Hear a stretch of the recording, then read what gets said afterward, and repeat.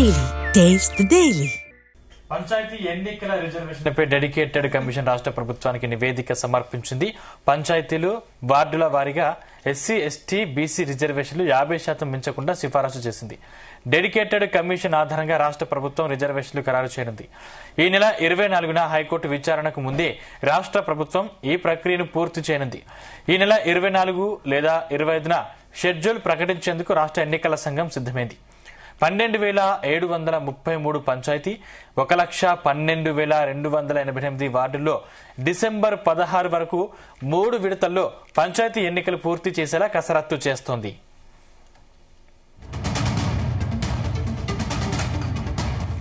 ఇదే అంశానికి సంబంధించిన మరింత పూర్తి సమాచారం మా బ్యూరో చీఫ్ నరేందర్ అందిస్తారు. నరేందర్.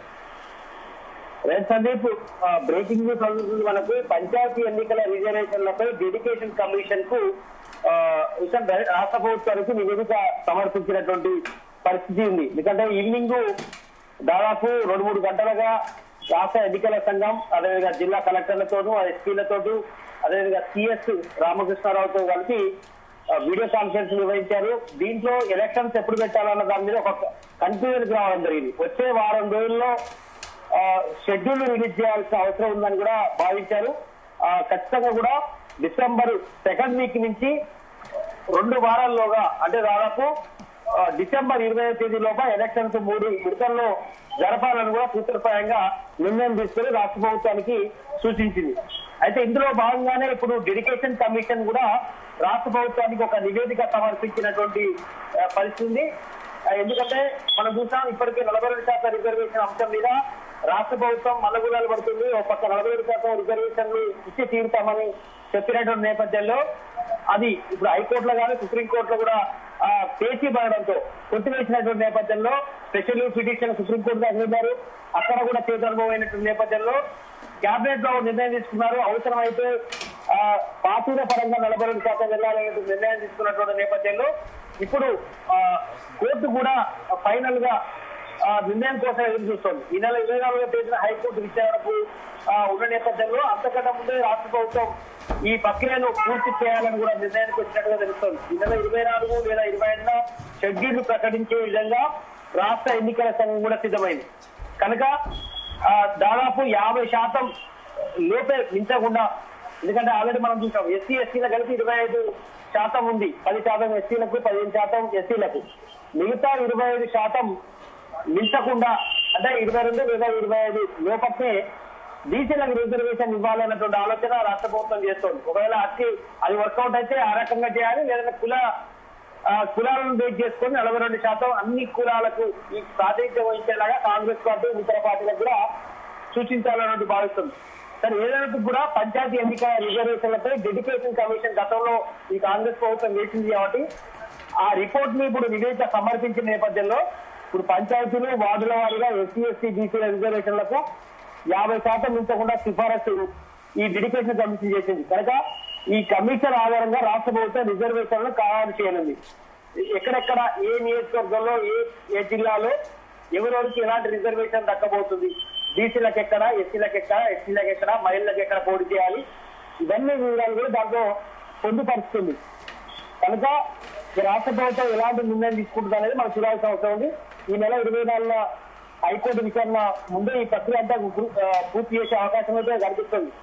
24 లేదా 25 నాడు షెడ్యూల్ ప్రకటించే అవకాశం చాలా స్పష్టంగా కనిపిస్తుంది. రాష్ట్ర ఎన్నికల సంఘం దాదాపు రాష్ట్ర వ్యాప్తంగా 12,733 పంచాయతీలు ఉండగా 1,12,288 వార్డులు. దీంట్లో డిసెంబర్ 16 వరకు 3 విడతల్లో ఈ మొత్తం కూడా ఈ వార్డులు కానీ పంచాయతీలకు సంబంధించి 3 విడతల్లో ఎన్నికలు జరపాలనేటువంటి ఆలోచన చేస్తున్నారు. అందుకు సంబంధించినటువంటి కసరత్తు గడిచిన 24 గంటల్లో ఇంటర్నల్ గా రాష్ట్ర ఎన్నికల సంఘం చేస్తుంది. ఇవాళ అఫీషియల్ గా వీడియో కాన్ఫరెన్స్ నిర్వహించారు. సిఎస్ గానీ అదేవిధంగా రాష్ట్ర డీజీపీతో సహా ముఖ్యాధికారులతో రాష్ట్ర ఎన్నికల సంఘం కమిటీని కూర్చొని ఓవరాల్ గా జిల్లా ఎస్పీలతోనూ రాష్ట్రంలో ఉన్నటువంటి పంచాయతీ ముఖ్య అధికారులతోనూ అదేవిధంగా రెవెన్యూ సిబ్బందితోనూ కోఆర్డినేట్ చేసుకొని ఎప్పుడు ఎన్నికలు జరపాలి, ఏది అనువైన టైము, దానికి అనుగుణంగా మీరు సిద్ధంగా ఉండాలి అనేటువంటి అంశం మీద వీడియో కాన్ఫరెన్స్ కూడా మాట్లాడారు. వాళ్ళు అన్నిటికీ ఒకేగా సిద్ధమైనటువంటి పరిస్థితి. ఇప్పుడు డెడికేషన్ కమిషన్ కూడా ఇక రిపోర్టు ఇవ్వడం అంటే ఇక త్వరలోనే ఇక రిజర్వేషన్ ప్రకటించే అవకాశం ఉంటుంది.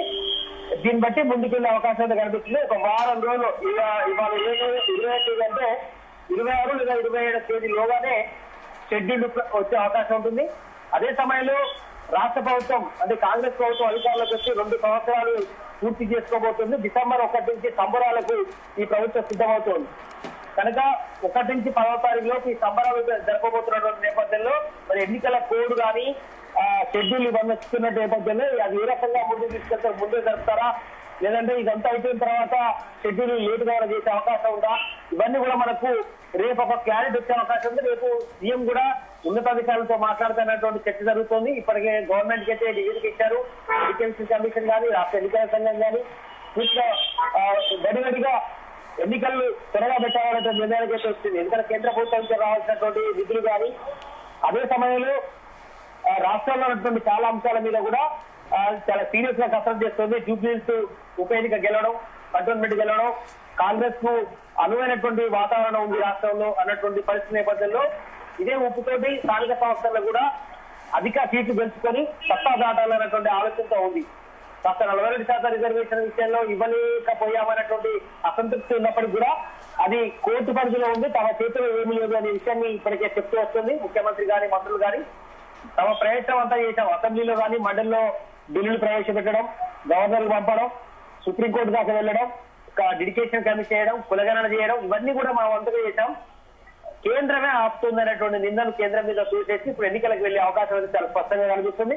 కేంద్రం కొంత వివిధ కారణాల వల్ల తాము ఇవ్వలేదు హామీ కాబట్టి వాళ్ళు కూడా ఉంది, కోర్టు పరిధిలో ఉంది కాబట్టి గత ఉత్తర్వులను బేస్ చేసుకొని ముందుకు వెళ్లాల్సిన అవసరం ఉందని కూడా చూస్తుంది. కనుక ఏదంటూ కూడా రాష్ట్ర ప్రభుత్వం మాత్రం చాలా సీరియస్ గా కసరత్తు చేస్తుంది. ఒక వారం రోజుల్లోనే షెడ్యూల్ ఇచ్చి నెల రోజుల్లోనే మొత్తం ఎలక్షన్స్ కంప్లీట్ చేయాలి 3 విడతల్లో అన్నటువంటి ఆలోచన చేస్తున్నటువంటి నేపథ్యంలో డెడికేషన్ కమిషన్ కూడా ఇప్పుడు ఈవినింగ్ కాసేపు క్రితమే ఈ కమిషన్ ఇచ్చినటువంటి దీని మీద పెట్టుకుని రాష్ట్ర ప్రభుత్వం ఇక రిజర్వేషన్ ఖరారు చేసేందుకు వేగంగా పావులు కట్టే అవకాశం కనిపిస్తోంది. నిరంతరం అంటే చట్టబద్ధంగా రిజర్వేషన్లు అమలు కాకపోతే ఒకవేళ పార్టీ పరంగా ఇవ్వడానికి ప్రభుత్వం నిర్ణయం తీసుకుంది కాబట్టి దీనికి బీసీ నేతలు సిద్ధంగా లేరు కదా.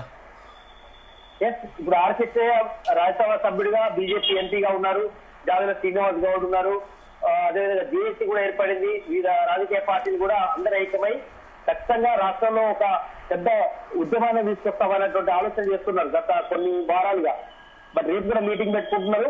రాష్ట్ర ప్రభుత్వం సాధ్యమైనంత వరకు ఎక్కువ రిజర్వేషన్ ఇవ్వాలనేటువంటి ఆలోచన చేయడానికి ప్రయత్నం చేస్తున్నప్పటికీ కూడా సాధ్యం కాదు అనేటువంటి ఎందుకంటే కోర్టు 50% నుంచి కూడా అని పదే చెప్తున్నటువంటి నేపథ్యంలో ఇప్పుడు పార్టీల పరంగా మేము 42% కాదు 50% ఇవ్వడానికి కాంగ్రెస్ పార్టీ సిద్ధంగా ఉంది. బీఆర్ఎస్ బీజేపీ కూడా ఇవ్వగలరా అనేటువంటి విషయాన్ని చెప్పే అవకాశం కనిపిస్తుంది. కోర్టు పరిధిలో ఉంది కాబట్టి గతంలో బీఆర్ఎస్ కూడా చేసి విఫలమైన చెందింది 8 ఏళ్ల క్రితం. ఇప్పుడు కూడా కాంగ్రెస్ పార్టీ కూడా అంతకంటే మించి రెట్టింపుగా కష్టపడ్డాము. దానికి ప్రభుత్వం నుంచి కేంద్ర ప్రభుత్వం నుంచి సానుకూలమైనటువంటి వాతావరణం లేకపోవడం, కోర్టులు కూడా అడ్డపడుతున్నటువంటి నెపాన్ని దృష్టిలో పెట్టుకుని పార్టీ పరంగా ఇవ్వాలన్నటువంటి ఆలోచనతో ముందుకు వెళ్తున్నట్టుగా అర్థమైంది. కనుక బీసీ సంఘాలు కానీ ఇవన్నీ కూడా మరి స్వాగతించే అవకాశం అయితే అధికంగా కనిపిస్తుంది. కొంతమంది ఆర్బీసీ లాంటి వాళ్ళు ఢిల్లీకి వెళ్లి పెద్ద ఎత్తున ధర్నా చేయాలన్నటువంటి ఆలోచన కూడా చేస్తున్నట్టు తెలుస్తుంది. డిసెంబర్ 10వ తేదీన ఆయన కూడా స్థానిక సంస్థల ఎన్నికలకు సంబంధించి కానీ చట్టసభల్లో బీసీల వాటా గురించి కానీ ఆయన కూడా ఉద్యమాన్ని చేయబోతున్నారు. బట్ చూడాలి అంతిమంగా ఎలా ముందుకు వెళ్తారు అనేది మనకు చూడాల్సిన అవసరం ఉంది. అంటే గతంలో చాలా సార్లు వాయిదా పడుతూ వస్తుంది సర్పంచ్ ఎన్నికలు. ఈసారైనా పద్ధతి ప్రకారం నిర్వహించే అవకాశం ఉందా లేకపోతే వాయిదా పడే అవకాశాలు ఉన్నాయా? Exactly sir. ఎందుకంటే మొన్న మనం చూసాం జూబ్లీహిల్స్ ఎన్నికలకు ముందు సరిగ్గా నెల రోజుల క్రితం షెడ్యూల్ ఇచ్చారు, నోటిఫికేషన్ ఇచ్చారు. దాని తర్వాత ఆగిపోయినటువంటి నేపథ్యం చూసాం. ఎందుకంటే అప్పుడు కోర్టులో పెండింగ్ ఉన్నటువంటి నేపథ్యంలో దీన్ని చేయలేకపోయామన్నటువంటి ఆలోచన చెప్పారు. ఉదాహరణ దాని షెడ్యూల్ బంద్ చేయడం కానీ దాని తర్వాత ఎన్నికల్ని అది ఏకంగా రిజర్వేషన్లు కూడా ఖరారు చేసినటువంటి పరిస్థితి మనం చూసాం. అలాంటి పరిస్థితుల్లో ఇప్పుడు మళ్ళీ 1కి 4 సార్లు ఆలోచించుకున్న తర్వాత ఇప్పుడు జూబ్లీహిల్స్ లో గెలిచినటువంటి ఆనందంలో ఉన్నారు. అదేవిధంగా సుప్రీంకోర్టు దాకా పోయి స్పెషల్ పిటిషన్ ఇచ్చారు, అక్కడ కూడా కొట్టేసిన నేపథ్యం ఉంది. రేపు 24వ తేదీ నాడు మళ్ళీ కోర్టు హియరింగ్ ఉంది. ఇవన్నీ బేస్ చేసుకున్న తర్వాత 24 సాయంత్రం కానీ 25 నాడు ఎట్టి పరిస్థితుల్లో ఇక షెడ్యూల్ ఇవ్వాలన్నటువంటి ఆలోచన అయితే చేస్తున్నట్టుగా తెలుస్తుంది. కనుక 24 దాకా వేచి చూసి దాని తర్వాత నెక్స్ట్ డే ఇచ్చే అవకాశం అయితే కనిపిస్తుంది. ఇక మేము మా ప్రయత్నం చేసాం, కుదరకపోవడం వల్ల ఇక మేము పార్టీ పరంగా ఇవ్వాలని పార్టీ భావిస్తుందనే విషయాన్ని ప్రజలకు తీసుకెళ్లే అవకాశం కనిపిస్తుంది. ఇక గతంలో లాగా పొరపాటు జరగకుండా పకడ్బందీగా షెడ్యూల్ ఇవ్వడం, అనుకున్న టైంకు ఎలక్షన్ పెట్టడం, గ్రామాల్లో అందుకు అనుగుణంగా వాతావరణాన్ని క్రియేట్ చేయడం ఈ కాంగ్రెస్ ప్రభుత్వం సిద్ధంగా ఉన్నట్టుగా తెలుస్తోంది. Right, thank you Narender.